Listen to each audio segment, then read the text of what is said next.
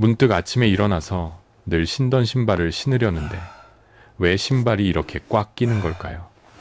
저는 김성훈입니다. 올해 80살, 의사의 길을 걸어온 지 50년이 되었습니다.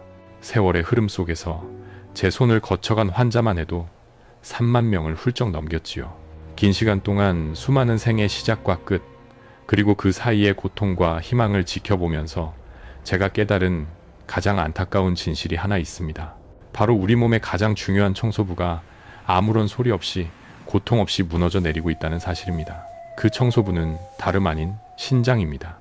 2024년 늦은 가을, 제가 근무하는 서울의 대학병원으로 이순자 여사님 78세이 찾아오셨습니다. 여사님은 전통적인 한국의 어머니상 그 자체였습니다. 단정하고 깔끔하시며 무엇보다 가족의 건강을 챙기는 일에 평생을 바치신 분이었죠. 그런데 그날 여사님은 제 앞에 앉자마자 깊은 한숨부터 내쉬었습니다. 박사님, 이상해요. 어제 분명히 밤 10시부터 푹 주무셨는데 아침에 일어나면 온몸이 천근만근 무겁습니다. 그리고 이게 제일 걱정인데 늘 신던 운동화 끈이 갑자기 너무 꽉 조여서 신발을 신을 수가 없어요. 남편은 늙어서 그런 거라고 그냥 쉬라고만 하는데 저는 이게 너무 불안합니다. 혹시 무슨 큰 병이라도 숨어 있는 걸까요? 저는 묵묵히 고개를 끄덕였습니다. 여사님의 눈빛에는 오랜 시간 동안 혼자 짊어져온 막연한 불안감과 걱정이 고스란히 담겨 있었습니다. 많은 분들이 이순자 여사님처럼 발이 붓는 현상이나 아침에 느껴지는 설명할 수 없는 무거움을 그저 나이가 들어서 혹은 어제 무리해서라고 대수롭지 않게 넘겨버립니다. 하지만 50년 동안 수많은 환자들의 생체 신호를 읽어온 저의 경험과 최신 의학 연구에 일본 신장학회 노인성 신장기능 저하 연구는 그것이 우리 몸이 보내는 첫 번째이자 가장 조용하고 강력한 경고 신호일 수 있음을 말해줍니다. 이것은 단순히 부종 수준이 아닐 수 있습니다. 신장이 처리해야 할 노폐물과 수분을 제대로 걸러내지 못하고 있다는 증거입니다. 마치 정교하게 작동해야 할 정수기의 필터가 서서히 막혀 물이 역류하기 시작하는 것과 같지요. 저는 여사님에게 신장에 대해 설명해 드렸습니다. 여사님, 신장은 우리 몸에서 하루에 약 150리터의 혈액을 끊임없이 걸러내는 정말 경이로운 기관입니다. 독소를 제거하고 필요한 미네랄은 남기고 심지어 혈압과 적혈구 생성까지 관여하는 생명의 핵심 시스템이죠. 하지만 신장에서 가장 무서운 점이 뭔지 아십니까? 여사님은 불안한 눈빛으로 저를 올려다보셨습니다. 바로 통증을 거의 느끼지 못한다는 것입니다. 마치 낡은 기계가 소리 없이 버티다가 더 이상 견딜 수 없을 때 갑자기 멈춰버리는 것처럼 말입니다. 많은 환자들이 신장 기능이 절반 이상 손상되어야 비로소 심각한 증상 부정맥, 지속적인 부종, 급성 심부전을 느끼고 저를 찾아옵니다. 그 오랜 침묵의 시간이 환자분들을 나는 아직 건강하다는 착각 속에 머물게 하는 것이지요. 이순자 여사님과 비슷한 시기에 부산에서 오신 박영호 어르신 85세도 마찬가지였습니다. 평생 버스 운전을 하셨던 어르신은 퇴직 후에도 경비 일을 하시며 매우 근면하게 사셨습니다. 어르신은 김 박사, 나는 평생을 건강하게 살아왔는데 왜 이놈의 다리가 밤마다 저리고 쥐가 나는지 모르겠어. 그리고 종아리가 늘 무거워. 이거 혹시 노안인가? 내가 혹시 잘못 살아서 이런 벌을 받는 건가? 라며 자책하셨습니다. 어르신은 젊은 시절 직업병으로 인한 만성적인 무릎 통증 때문에 약국에서 흔히 구할 수 있는 진통제를 거의 매일 드시는 습관이 있었습니다. 그리고 늘 몸을 강하게 단련해야 한다는 신념으로 굳이 무리해서라도 강도 높은 운동을 고집하셨죠. 저는 어르신께 어르신의 근면함은 정말 존경스럽지만 지금 몸이 보내는 신호는 노환이 아니라 위험 신호입니다. 신장이 지금 도움을 요청하고 있는 겁니다. 라고 부드럽게 설명해 드렸습니다. 이처럼 신장의 기능이 크게 떨어지기 시작하면 마치 강물이 점점 말라가는 것처럼 그 안에 생명을 유지하는 데 필요한 안정적인 환경 혈액의 균형이 파괴되기 시작합니다. 우리 몸의 전해질은 불균형해지고 피로를 유발하는 노폐물 요독이 쌓이며 심지어 심장 박동까지 불안정해집니다. 이순자 여사님의 발이 붓고 박영호 어르신이 밤마다 쥐가 나는 현상은 바로 신장이 보내는 절박한 칼륨 과잉 및 노폐물 축적 경고였습니다. 이러한 초기 손상은 대부분 일상적인 식습관과 생활 습관을 조금만 수정해도 충분히 되돌릴 수 있다는 사실이 희망적입니다. 제가 50년간의 임상 경험을 통해 확실하게 깨달은 점은 신장을 지치게 하는 원인이 바로 우리가 건강식이라고 철석같이 믿어왔던 한국 식탁에 익숙한 채소들과 사소하게 여겼던 생활 습관에 숨어 있다는 것입니다. 이것은 단순히 질병에 대한 이야기가 아니라 우리 몸이 우리에게 보내는 생명의 회고록입니다. 이 이야기가 끝날 때쯤이면 여러분도 신장이 제대로 쉴 수 있도록 어디서부터 시작해야 할지, 그리고 여러분의 부엌에 숨어있는 가장 강력하고 저렴한 치유의 비밀이 무엇인지 알게 되실 것입니다. 박사로서 저는 여러분이 늦기 전에 이 조용한 경고 신호에 귀 기울이고 후회 없는 두 번째 기회를 잡기를 진심으로 바랍니다. 지금부터 우리는 그 숨겨진 진실을 하나씩 파헤쳐 나갈 것입니다. 신장 질환을 진료해 온 50년 동안 저는 응급실로 실려오는 수많은 환자들을 만났지만 그 중에서도 가장 마음 아픈 경우는 이순자 여사님처럼 가족을 위해 헌신적으로 건강식을 차려온 분들이었습니다. 그분들의 눈빛에는 나는 틀림없이 잘했는데 왜 이런 결과가? 라는 깊은 혼란과 자책이 담겨 있었지요. 이순자 여사님의 남편 되시는 박 씨는 저희 병원 응급실로 실려오셨을 때 이미 신장 기능이 거의 멈춘 상태였습니다. 경미한 경련과 함께 안색이 창백했고 심장 박동 상태는 매우 불안정했지요. 혈액 검사 결과가 나오자 가족 모두가 충격에 빠졌습니다. 신장 기능 수치가 정상 범위의 10%에도 미치지 못했던 것입니다. 저는 서둘러 응급투석과 전해질 교정치료를 시작하면서 박 여사님께 평소 식습관에 대해 자세히 여쭈었습니다. 이순자 여사님은 고개를 떨군 채 흐느끼셨습니다. 박사님, 저희 집은 정말 건강하게 먹어요. 남편이 일찍 은퇴하고 난 뒤로는 제가 더욱 신경 썼어요. 매일 아침 저녁으로 산책하고 특히 채소를 정말 많이 먹었습니다. 저는 건강 프로그램을 보면서 채소가 신장에 좋다고 배웠거든요. 일주일에 2번씩은 버섯국을 끓이고 저녁에는 고구마가 소화에 좋다고 해서 자주 군고구마를 구워드렸어요. 맵고 짠 음식은 거의 안 먹었습니다. 그런데 어떻게 이런 일이? 여사님의 목소리는 진심으로 억울함과 슬픔으로 가득 차 있었습니다. 저는 그 마음을 충분히 이해했기에 여사님의 손을 잡고 차분히 설명해 드렸습니다. 여사님께서 남편분을 생각하시는 마음은 하늘보다 높습니다. 하지만 신장은 우리가 생각하는 건강 상식과 조금 다르게 작동할 때가 있습니다.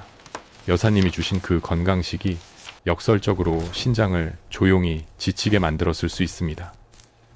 저는 박 씨의 검사 결과를 펼쳐 보였습니다. 혈중 칼륨 수치, 포타시움 레벨은 위험할 정도로 치솟아 있었습니다. 이 과칼륨 혈증은 심장 부정맥을 유발하여 생명을 위협할 수 있는 매우 급박한 상황이었지요. 여사님, 박 씨처럼 60세가 넘어가면 신장의 여과 능력은 불가피하게 서서히 떨어집니다. 이는 마치 오래 사용한 정수기의 필터가 낡아가는 것과 같아요. 젊을 때는 많은 양의 노폐물을 한 번에 처리할 수 있지만 나이가 들면 그 능력이 떨어집니다. 저는 2023년 미국 신장학회 ASN에서 발표된 임상 데이터를 언급하며 설명을 이어갔습니다. 연구에 따르면 50대 이후의 신장은 특히 칼륨이나 옥살레이트와 같은 특정 미네랄을 충분히 신속하게 처리하기가 어려워집니다. 여사님께서 주신 버섯국이나 군 고구마는 겉으로는 담백하고 건강해 보이지만 실제로는 칼륨 함량이 매우 높습니다. 특히 국물에 칼륨이 진하게 우러나오고 구운 고구마는 칼륨 농축도가 생것보다 훨씬 높아지죠. 이순자 여사님은 그제야 충격을 받은 듯 입을 다물지 못했습니다. 그녀에게는 평생 믿어왔던 건강식의 신념이 무너지는 순간이었을 것입니다. 버섯이 신장에 좋은 줄로만 알았는데 여사님은 힘없이 중얼거렸습니다.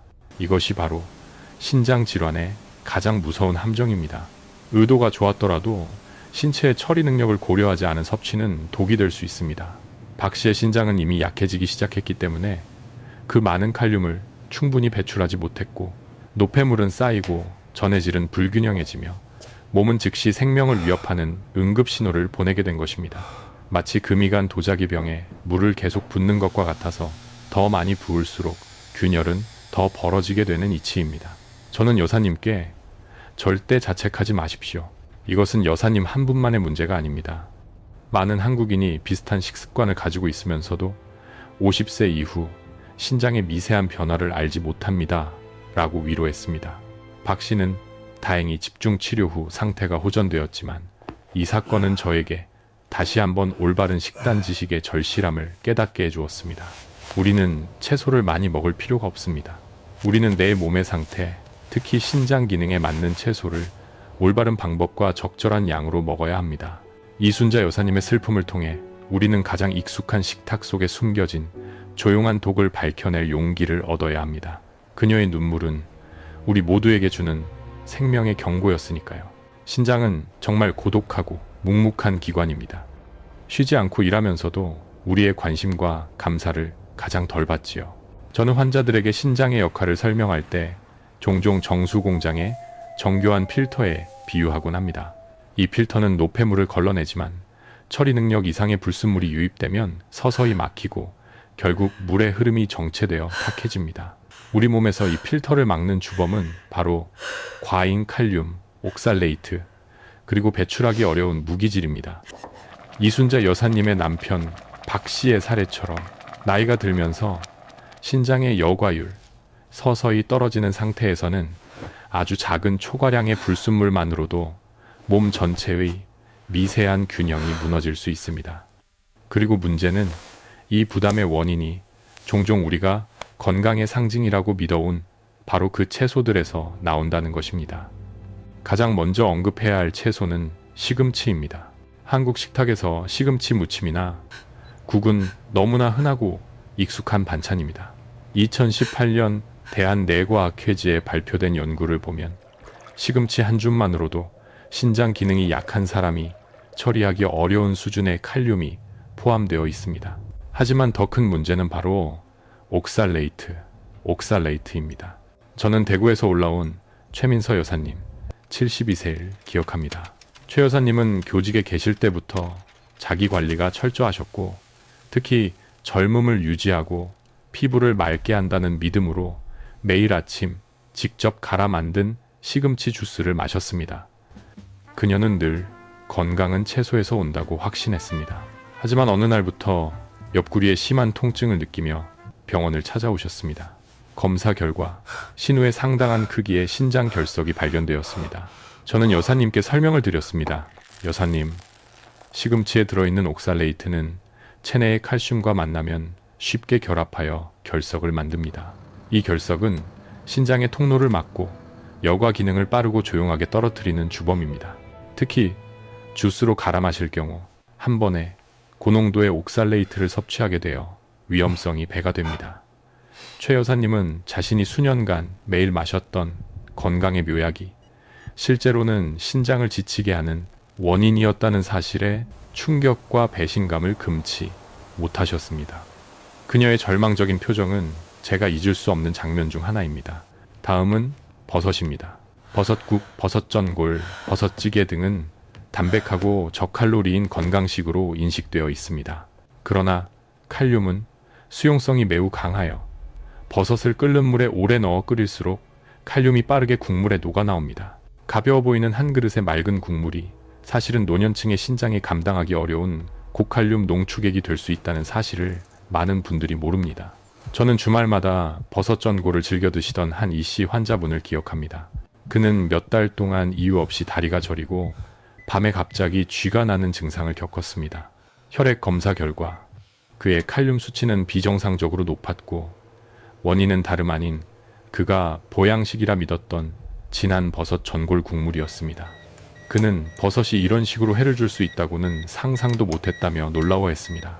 신장 기능이 약한 분들에게는 국물 문화 자체가 큰 부담이 될 수 있음을 시사하는 대목이지요. 그리고 한국 노년층의 대표적인 간식인 감자와 고구마의 문제입니다.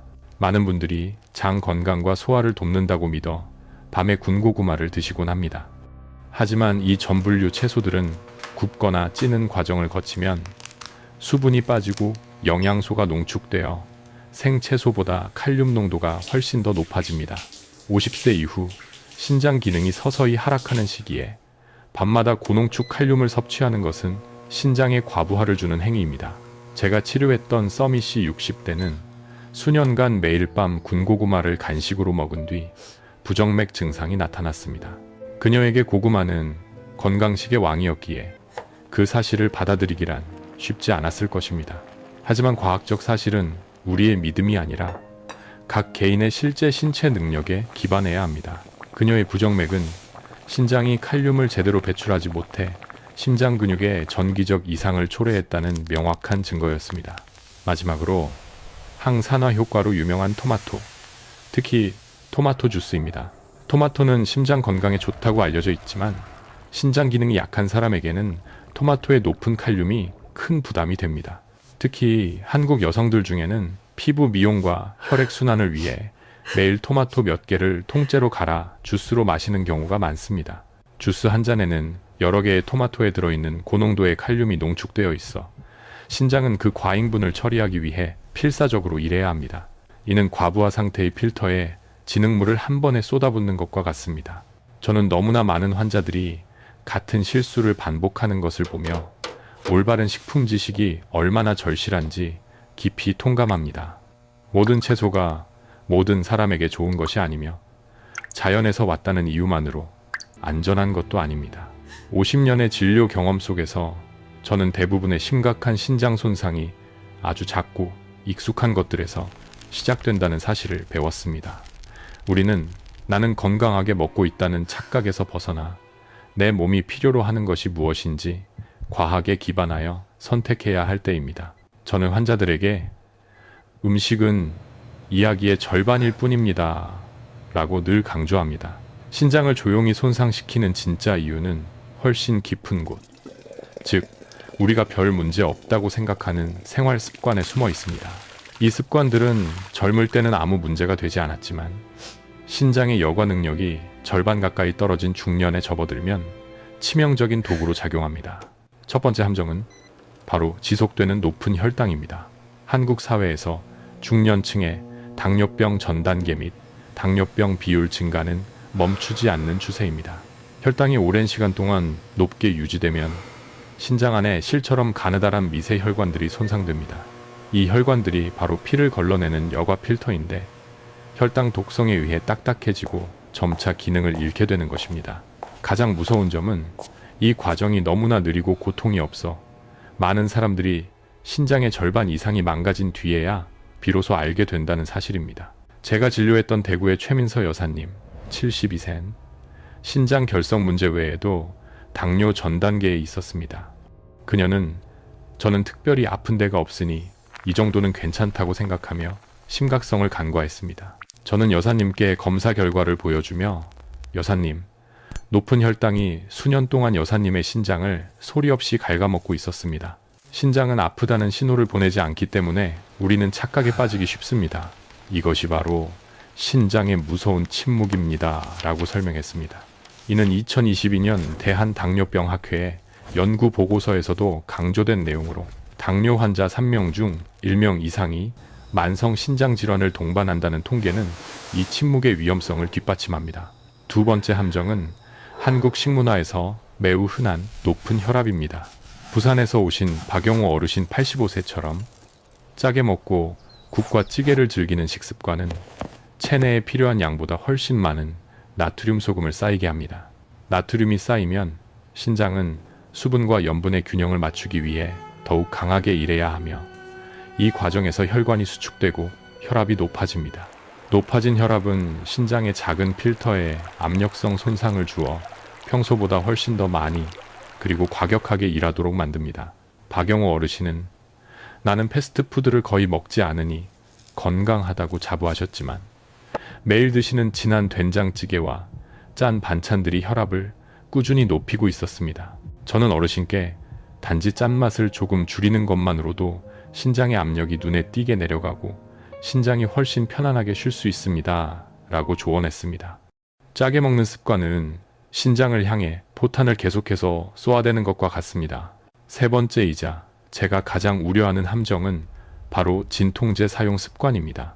박영호 어르신처럼 많은 한국 어르신들이 허리나 무릎 통증을 위해 비스테로이드성 소염 진통제 NSAIDS를 습관적으로 복용합니다. 작은 알약 하나쯤이야 라고 생각하지만 이 약들은 신장으로 가는 혈류량을 줄여 신장 조직이 산소 부족에 빠지게 만듭니다. 신장은 혈액 공급이 줄어들면 여과 기능을 제대로 수행할 수 없게 되고 장기간 복용하면 기능이 돌이킬 수 없을 만큼 떨어지게 됩니다. 박영호 어르신은 무릎 통증 때문에 거의 매일 진통제를 복용했고 그 결과 신장 기능이 급격히 저하되는 충격적인 경험을 했습니다. 어르신은 진단 결과를 듣고 한참을 침묵하다가 차라리 진작 이 사실을 알았다면 이라며 후회하셨습니다. 저의 50년 임상 경험에 비추어 볼 때 진통제 남용은 중년 이후 신장 기능을 훼손하는 가장 흔하고도 간과하기 쉬운 원인 중 하나입니다. 이 외에도 유전적 요인 다낭성, 신장 질환이나 효능이 검증되지 않은 건강보조식품 복용 역시 신장에 불필요한 부담을 줄 수 있습니다. 저는 젊음을 유지하기 위해 3가지 건강기능식품을 복용하던 환자를 치료한 적이 있는데 그 제품들이 신장을 쉬게 하는 대신 해독 작업으로 더 많은 일을 하도록 만들고 있었습니다. 신장을 약하게 만드는 이 모든 조용한 적들을 정확히 아는 것이 곧 치유의 시작입니다. 이순자 여사님의 슬픔, 박영호 어르신의 후회, 그리고 최민서 여사님의 착각을 통해 우리는 깨달아야 합니다. 신장은 우리의 삶의 모든 순간을 기록하고 있으며 우리가 어떤 선택을 하느냐에 따라 신장의 운명이 결정된다는 것을 말입니다. 이제 우리는 이 절망적인 현실을 극복하고 신장을 회복시키는 방법을 찾아 부엌으로 향할 준비가 되었습니다. 신장을 지치게 하는 숨겨진 적들을 찾아냈다면 이제 우리는 절망에서 벗어나 희망을 이야기할 차례입니다.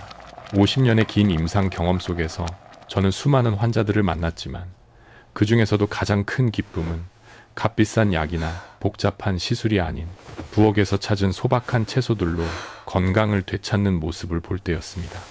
우리가 피해야 할 채소들이 있다면 신장이 기꺼이 받아들이고 사랑하는 4가지 친구들 또한 존재합니다. 이 채소들은 신장이 필요로 하는 안정적이고 부드러운 도움을 제공하며 지쳐 쓰러져가는 필터를 조용히 복구해줍니다.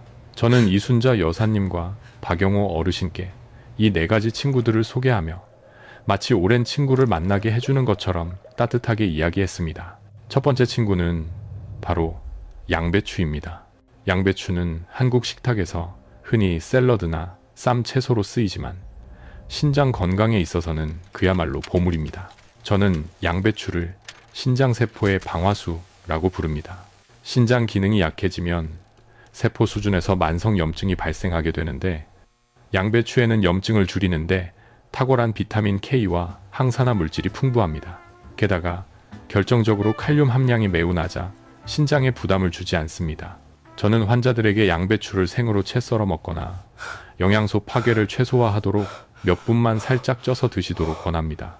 이순자 여사님은 처음에는 싱거워서 이걸 어떻게 먹을까 걱정하셨지만 꾸준히 드신 후에는 몸이 정말 가벼워지고 아침에 붓기가 덜하다고 놀라움을 감추지 못하셨습니다. 이는 2021년 한국식품영양과학회지에서 발표된 양배추의 항염 효과와 신장 독성, 보호 효과에 대한 연구 결과와도 일치하는 증언이었습니다. 두 번째 친구는 오이입니다. 많은 분들이 오이를 그저 수분만 많은 싱거운 채소라고 생각하지만 사실 오이는 신장의 독소 배출을 돕는 훌륭한 청소부입니다. 칼륨과 나트륨 함량이 낮고 수분과 섬유질이 풍부하여 신장이 혈액을 걸러내는 과정을 방해하지 않고 자연스러운 이뇨작용을 돕습니다. 특히 더운 여름철에는 짠 국이나 찌개 대신 가볍게 식초와 함께 무친 오이 한 접시를 드시도록 권했는데 이것만으로도 몸이 시원해지고 신장의 부담이 획기적으로 줄어듭니다. 박영호 어르신은 밤마다 짠 음식을 드시던 습관을 오이로 바꾼 뒤 다리 부종이 눈에 띄게 줄고 밤에 쥐가 나는 횟수가 줄었다고 제게 감사 인사를 전하셨습니다. 오이가 수분을 과도하게 끌어들이지 않으면서도 독소를 부드럽게 배출시켜 신장의 압력을 낮춰준 덕분이었죠. 세 번째 친구는 당근입니다. 당근은 단순히 눈에 좋은 채소가 아닙니다. 저는 당근을 신장 조직을 보호하는 방패라고 부릅니다. 당근에는 신장 조직에 치명적인 산화 스트레스를 줄이는데 매우 중요한 베타카로틴 이 풍부합니다. 만성 피로와 미세 염증에 시달리던 고령 환자들에게 당근을 규칙적으로 식단에 추가하도록 권유했는데 그 결과 피로감이 줄고 체력이 더 안정적으로 유지되었다는 보고가 많았습니다. 당근의 지용성, 영양소 흡수율을 높이기 위해 저는 환자들에게 살짝 쪄서 참기름이나 올리브 오일을 소량 더해 드시도록 조리법까지 자세히 알려드렸습니다. 이처럼 작은 조리법의 차이가 신장의 회복 속도를 결정합니다. 2020년 유럽 임상 영양학 저널의 보고에 따르면 베타카로틴의 규칙적인 섭취는 신부전 환자의 염증 지표를 유의미하게 감소시키는 것으로 나타났습니다. 마지막 네 번째 친구는 무입니다. 저는 무를 신장의 영원한 친구라 부르며 한국의 부엌에서 가장 저평가된 치유의 재료라고 생각합니다. 무는 체내를 정화하고 소화를 도울 뿐만 아니라 특히 부종을 줄이는데 탁월한 효과가 있습니다. 싱겁게 끓인 무 한 그릇은 하루 종일 쌓인 신장의 피로를 가볍게 풀어주며 속을 편안하게 해줍니다. 무에서 느껴지는 그 시원함, 쿨링 이펙트 때문에 많은 환자들은 몸이 막혔던 숨통이 트이는 것 같다고 표현하곤 합니다. 이는 신장이 과도한 나트륨이나 칼륨 부담 없이 원활하게 여과 작업을 하고 있다는 청신호입니다. 저는 이순자 여사님과 박영호 어르신께 이 네 가지 채소를 약이 아닌 매일의 습관으로 삼으라고 강조했습니다. 이 채소들은 만병통치약은 아니지만 신장이 스스로 회복할 수 있는 최적의 환경을 조성해 줍니다. 제대로 활용한다면 이 소박하고 값싼 재료들이 수많은 값비싼 약보다 훨씬 강력하게 몸의 균형을 회복시켜 줄 것입니다. 신장 건강을 위해 네 가지 친구를 만났지만 그들의 효능을 극대화하려면 신장을 가장 빠르게 지치게 만드는 악당을 물리쳐야 합니다. 그 악당은 바로 한국 식문화에 깊이 뿌리내린 소금 중독입니다. 저는 신부전 환자를 진료할 때마다 짜게 먹는 습관이 마치 혈관을 조이는 밧줄과 같다는 것을 절실히 느낍니다. 이순자 여사님은 제가 가장 걱정했던 환자 중 한 분이셨습니다. 여사님은 전통 한식의 대가였고 그만큼 김치와 찌개에 대한 사랑이 대단하셨습니다. 제가 저염 식단을 권유했을 때 여사님은 마치 삶의 기쁨을 빼앗긴 듯한 표정을 지으셨습니다. 박사님, 김치 없이 밥을 어떻게 먹어요? 맹물에 밥 말아 먹는 것과 뭐가 다릅니까? 저는 여사님의 마음을 충분히 이해했습니다. 김치는 단순한 반찬이 아니라 한국인의 삶과 역사, 그리고 문화 그 자체이니까요.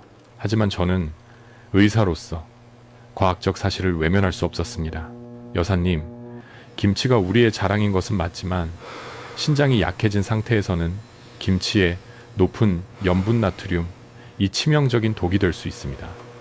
나트륨이 몸에 쌓이면 신장은 수분과 염분 균형을 맞추기 위해 필사적으로 노력해야 합니다. 이 과정은 신장에 과부하를 주고 혈압을 상승시키며 결국 여과 기능을 급격히 떨어뜨립니다. 저는 2019년 한국영양학회지에서 발표된 연구 결과를 인용하며 한국인의 일일 평균 나트륨 섭취량이 세계보건기구 권장량의 약 3배에 달하며 이는 고혈압과 신장 질환의 주요 원인이라고 설명했습니다. 여사님처럼 세 끼 모두 김치와 짠 반찬을 드시는 습관은 신장에게 쉴 틈을 주지 않고 24시간 내내 격렬하게 일하도록 명령하는 것과 같습니다. 저는 이순자 여사님께 김치 없는 금단 현상을 이겨낼 수 있는 현실적인 방법을 제시했습니다. 김치를 아예 끊지 말고 횟수와 양을 줄이자는 것이었습니다. 첫 번째 변화는 젓가락질의 용기였습니다.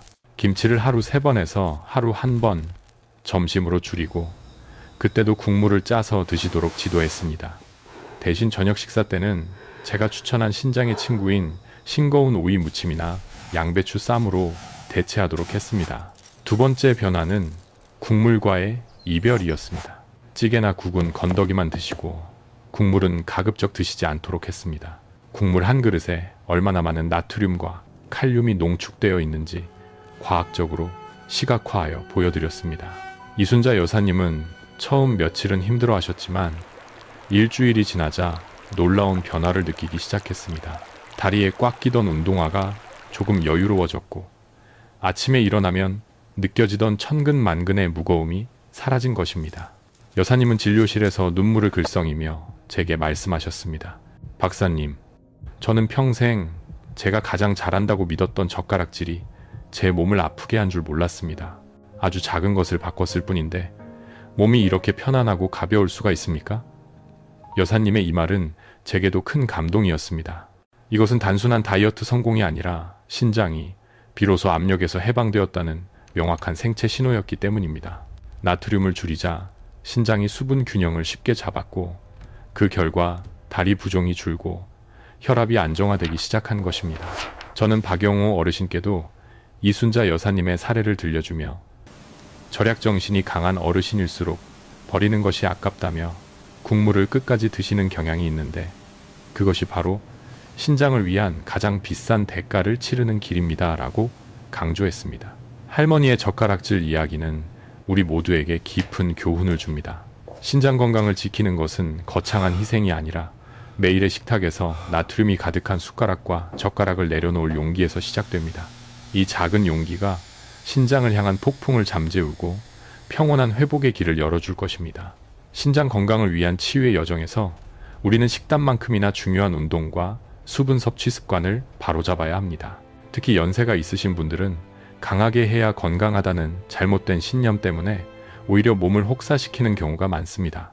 부산에서 오신 박영호 어르신 85세, 이 바로 그런 분이셨습니다. 박 어르신은 평생 근면하게 사셨고 운동은 땀을 비오듯 흘려야 제맛이라며 무릎 통증에도 불구하고 억지로 강도 높은 달리기를 하거나 무거운 기구를 드는 것을 고집하셨습니다. 어르신은 김 박사, 나는 열심히 운동했는데도 왜 다음날 몸이 더 축 처지고 피로가 안 풀리는지 모르겠어 라며 의아해 했습니다. 저는 어르신의 신장검사 결과와 생활습관 기록지를 함께 보며 차근차근 설명했습니다. 어르신, 신장이 약해진 상태에서는 과도한 운동이 오히려 독이 될 수 있습니다. 운동 강도가 높아지면 근육이 에너지를 태우는 과정에서 대사 찌꺼기가 더 많이 생성됩니다. 이 찌꺼기들을 걸러내고 배출하는 임무는 전적으로 신장의 몫입니다. 이미 지쳐있는 신장에 엄청난 양의 추가 노폐물을 한꺼번에 던져주는 것과 같습니다. 박 어르신은 그제야 자신이 몸을 위해 했던 행동이 실제로는 신장을 혹사시키고 있었다는 사실에 충격을 받으셨습니다. 2020년 발표된 스포츠 의학 저널의 보고에 따르면 만성 신장질환 환자에게 고강도 운동은 근육 손상을 유발하고 이로 인해 신장에 부담을 주는 특정 단백질 CPK 등 수치를 급격히 높일 수 있음이 밝혀졌습니다. 저는 어르신께 신장이 필요로 하는 것은 숨막히는 달리기가 아니라 편안한 산책입니다 라고 강조했습니다. 세게 뛰는 것보다 하루 20분에서 30분 정도의 가벼운 걷기나 스트레칭이 훨씬 좋습니다. 운동의 진짜 효과는 강도가 아니라 지속성에 있습니다. 신장에 부담을 주지 않으면서 꾸준히 혈액순환을 돕는 것이 핵심입니다. 박영호 어르신은 며칠 동안 망설이다가 마지못해 강도 높은 운동 대신 매일 저녁 아파트 단지를 천천히 걷기 시작했습니다. 한 달 후 어르신은 이전보다 훨씬 몸이 가볍고 만성 피로가 줄어들었음을 스스로 인정하셨습니다. 신장이 과부하에서 벗어나 회복할 시간을 얻었기 때문이지요. 그리고 또 하나의 흔한 실수가 있었습니다. 바로 물은 많이 마실수록 좋다는 오해입니다. 박 어르신은 신장에 좋다는 말을 듣고 한 번에 물을 벌컥벌컥 마시는 습관이 있었습니다. 물을 한꺼번에 많이 마시면 신장이 좋다는 말을 들었다는 것입니다. 저는 단호하게 말씀드렸습니다. 어르신, 신장이 건강한 분들은 괜찮을 수 있지만 기능이 약해진 신장은 한꺼번에 들어온 많은 양의 물을 빠르게 처리하지 못합니다. 오히려 혈중 나트륨 농도가 갑자기 떨어져 저나트륨 혈증을 유발할 수 있으며 이는 피로, 메스꺼움, 심하면 위험한 상황까지 이어질 수 있습니다. 올바른 수분 섭취법은 물을 조금씩 나누어 마시고 몸이 목마르다는 신호를 보낼 때만 마시는 것입니다. 억지로 과도하게 마실 필요는 없습니다. 저는 박 어르신께 작은 물병을 들고 다니시면서 15분에 한 모금씩만 드시도록 지도했습니다. 박영호 어르신은 진통제 복용량을 줄이고 운동 습관과 물 마시는 습관을 교정한 뒤 신장 기능 수치, 크레아틴인가 눈에 띄게 안정화되었습니다. 어르신은 내가 평생 믿고 살았던 습관들이 사실은 나를 아프게 했다는 걸 알게 되니 마음이 무겁지만 이제라도 진짜 치유의 길을 찾게 되어 감사합니다라며 담담하게 소회를 밝히셨습니다. 신장 건강은 극적인 해결책에 있는 것이 아니라 이처럼 작고 사소한 일상 습관들을 과학적인 지혜로 바로잡는 데 달려 있습니다. 천천히, 꾸준히, 그리고 부드럽게, 이것이 바로 신장이 원하는 회복의 속도와 방식입니다. 신장 건강을 위협하는 것은 짠 음식이나 과도한 운동뿐만이 아닙니다. 때로는 건강이라는 이름표를 단 채소와 과일이 가장 치명적인 독이 되어 신장에 침투합니다. 저는 50년간의 진료를 통해 많은 분들이 TV나 인터넷 정보에 의존하여 과도한 디톡스 레시피를 따르다가 오히려 몸의 균형을 완전히 무너뜨리는 것을 목격했습니다. 대구에서 오신 최민서 여사님, 72세, 이 바로 그 안타까운 예였습니다. 은퇴 후에도 늘 활력이 넘치고 젊음을 유지하고 싶었던 최 여사님은 젊어지는 비타민 보충을 위해 매일 아침 직접 갈아 만든 황금 주스를 마셨습니다. 그녀의 주스 레시피에는 토마토, 시금치, 그리고 단호박이 주 재료로 들어갔습니다. 그녀는 이 주스가 자신의 피부를 맑게 하고 혈액순환을 도울 것이라고 철석같이 믿었습니다.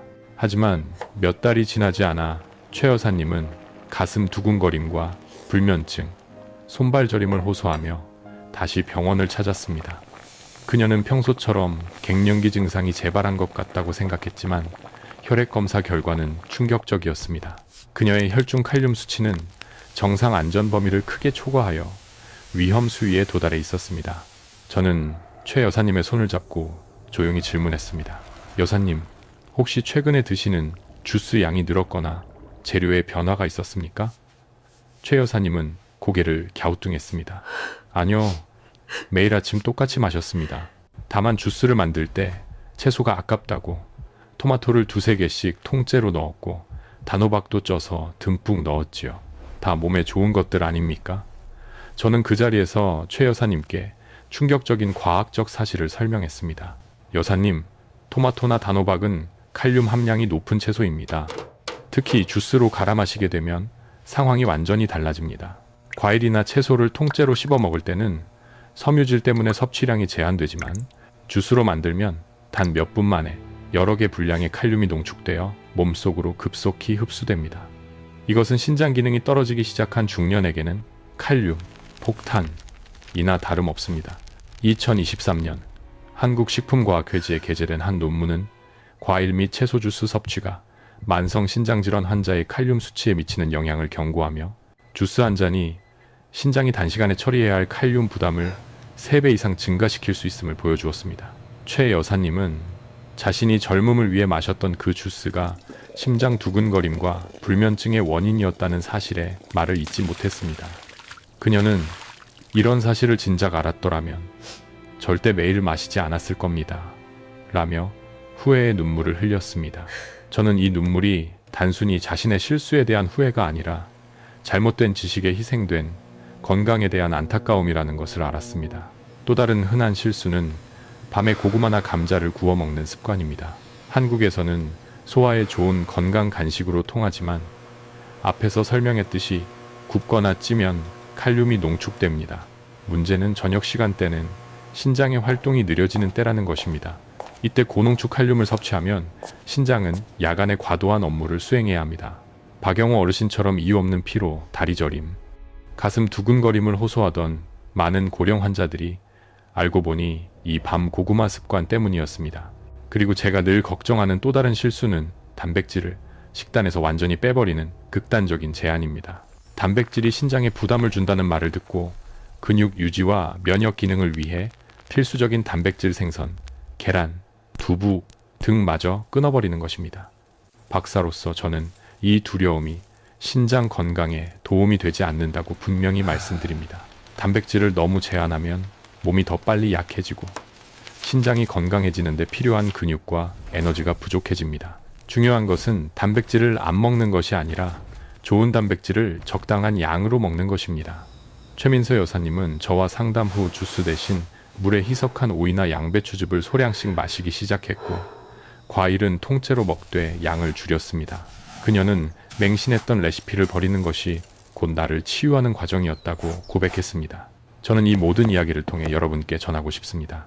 신장 건강은 유행하는 디톡스나 복잡한 레시피에 있는 것이 아니라 내 몸의 현재 상태, 특히 50대 이후의 신장 기능을 정확히 알고 그에 맞는 올바른 양과 조리법을 선택하는 과학적인 지혜에 달려 있다는 것을 말입니다. 저는 환자들에게 신장 질환을 진단할 때마다 그들의 눈빛에서 깊은 절망감을 읽습니다. 평생 약에 의존해야 한다는 생각, 삶의 질이 끝났다는 두려움이 그들의 어깨를 짓누르지요. 하지만 저는 50년 동안 수많은 환자들이 그 절망의 늪에서 벗어나 회복의 빛을 찾아가는 기적 같은 순간들을 목격했습니다. 광주에 사는 63세 정씨 아주머니의 이야기가 바로 그 희망의 증거입니다. 정씨 아주머니는 다리 부종, 만성적인 피로감, 깊지 못한 수면 문제로 저를 찾아오셨습니다. 검사 결과 그녀의 신장 기능은 이미 정상인의 절반 수준, GFR 약 50%로 떨어져 있었습니다. 아주머니는 크게 충격을 받고 김 박사님, 저 이제 어떻게 살아야 합니까? 평생 투석이라도 받아야 하는 건 아닌지요? 라며 눈물을 쏟으셨습니다. 저는 그 눈물 속에서 그녀의 삶의 의지가 꺼져가는 것을 느낄 수 있었습니다. 하지만 저는 아주머니께 힘을 주었습니다. 아주머니, 절망할 때가 아닙니다. 신장은 매우 회복력이 강한 기관입니다. 투석은 마지막 선택일 뿐 지금 우리가 할 수 있는 일은 너무나 많습니다. 가장 중요한 것은 비싼 치료가 아니라 아주머니가 매일 지키는 작은 습관을 바꾸는 것입니다. 저는 아주머니께 앞에서 이야기했던 모든 지식을 총동원하여 신장 회복 6개월 프로젝트를 시작하도록 권유했습니다. 아주머니는 포기 대신 용기를 선택했습니다. 그 변화는 극적이지 않고 아주 작고 소박했습니다. 첫째, 소금과의 이별. 매일 새끼 드시던 김치를 하루 한 번 소량만 드시도록 줄였습니다. 짠 찌개 국물은 일절 드시지 않고 건더기만 드셨습니다. 둘째, 야식과의 단절. 밤에 소화에 좋다고 믿었던 군 고구마와 감자를 완전히 끊었습니다. 이는 밤에 신장이 쉬도록 허락한 최고의 선물이었습니다. 셋째, 수분 섭취의 지혜. 물을 한 번에 많이 마시는 습관 대신 작은 물병에 담아 조금씩 나누어 마시는 습관을 들였습니다. 넷째, 신장의 친구들. 양배추, 오이, 무, 당근을 주 재료로 한 저염 반찬을 매일 식단에 추가했습니다. 이 재료들은 신장에 부담을 주지 않으면서 필수적인 미네랄과 항염 성분을 공급했습니다. 다섯째, 부드러운 움직임. 무리한 운동 대신 매일 저녁 30분씩 가볍게 동네를 산책했습니다. 땀을 흠뻑 흘리는 것이 아니라 몸의 편안한 혈액순환을 유도했습니다. 놀랍게도 3개월 후 정씨 아주머니는 다시 병원을 찾아와 환한 미소를 지으셨습니다. 박사님, 몸이 정말 가벼워졌고 오전에 느껴지던 피로감이 사라졌어요. 늘 꽉 끼던 양말 자국도 이제 옅어졌습니다. 6개월 후 저희 병원에서 다시 정밀 검사를 시행했을 때 모두가 놀랐습니다. 아주머니의 신장기능 수치가 명확히 좋아졌고 GFR 60% 이상으로 염증 지표 역시 안정화되었습니다. 아주머니는 제게 이렇게 말씀하셨습니다. 저는 평생 약에 의존해야 한다고 생각했지만 아주 작은 것들, 예를 들어 김치 한 조각과 밤 고구마 하나를 바꾼 것이 제 인생을 구했습니다. 박사님의 말씀처럼 제 부엌이 제 약국이 되었어요. 이순자 여사님의 눈물과 박영호 어르신의 후회, 그리고 정씨 아주머니의 회복은 모두 같은 진실을 가리킵니다. 가장 중요한 것은 비싼 치료나 복잡한 방법이 아니라 우리가 매일 내리는 작은 습관의 선택이라는 것을 말입니다. 신장은 아프다고 말하지 않지만 우리의 모든 선택을 느끼고 있습니다. 우리가 신장에게 부드럽게 대할 때 신장은 우리를 더 오래, 더 건강하게 지탱해 줄 것입니다. 이 모든 기적은 절망 대신 용기를 선택하고 지식에 기반한 작은 행동을 꾸준히 실천하는 것에서 시작됩니다. 저는 50년의 의사 생활을 마무리하면서 여러분께 이 이야기를 전하는 것이 저의 마지막 사명이라고 느낍니다. 신장은 정말 고마운 기관입니다. 우리가 무관심하고 혹사시킬 때조차 묵묵히 제 일을 수행하며 통증 없이 스스로를 희생합니다. 하지만 저는 이제 여러분이 신장의 이 숭고한 침묵에 귀 기울여야 할 때라고 믿습니다. 저희 환자들처럼 여러분도 아마 지금쯤 깨달으셨을 것입니다. 신장을 지키는 것은 특효약이나 기적의 디톡스에 있는 것이 아니라 우리 집 부엌에서 그리고 매일의 생활 습관 속에서 이루어지는 아주 소박하고 과학적인 선택에 달려 있다는 것을 말입니다. 저는 다시 한번 간절히 당부합니다. 신장을 무너뜨리는 3가지 조용한 독을 피하십시오. 첫째, 맹목적인 건강식 맹신을 버리십시오. 특히 50대 이후라면 시금치, 버섯, 고구마, 토마토 주스와 같이 칼륨이나 옥살레이트가 높은 채소를 과잉 섭취하거나 잘못된 조리법 오래 끓여 국물까지 먹는 것, 굽거나 쪄서 농축시키는 것, 요로 드시는 것은 신장에 엄청난 과부하를 줍니다. 내 몸의 신장 기능 상태에 맞는 적절한 양을 지혜롭게 선택해야 합니다. 둘째, 3가지 생활 습관의 함정에서 벗어나십시오. 높은 혈당과 혈압은 신장의 미세 혈관을 파괴하는 가장 치명적인 주범입니다. 짠 국물을 피하고 혈당 관리에 신경 쓰는 것이 가장 강력한 예방책입니다. 그리고 습관적인 진통제 복용은 신장으로 가는 혈류를 끊어 신장을 질식시키는 행위라는 것을 명심하십시오. 셋째, 극단적인 행위를 멈추십시오. 물을 한 번에 너무 많이 마시거나 단백질을 완전히 끊어버리는 것은 신장에 오히려 해를 끼칩니다. 모든 것은 균형과 적절함에 있습니다. 저는 긍정적인 희망의 메시지를 드리고 싶습니다.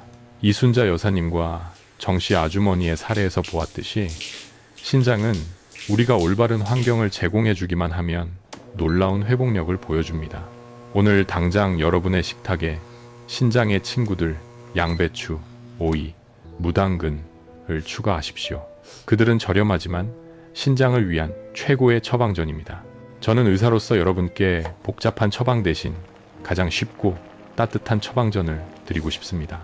신장을 사랑하고 돌보는 것은 곧 자기 자신을 가장 깊이 사랑하는 길입니다. 이 긴 이야기를 들어주시고 여러분의 삶에 소중한 시간을 내어 귀 기울여 주셔서 진심으로 감사합니다.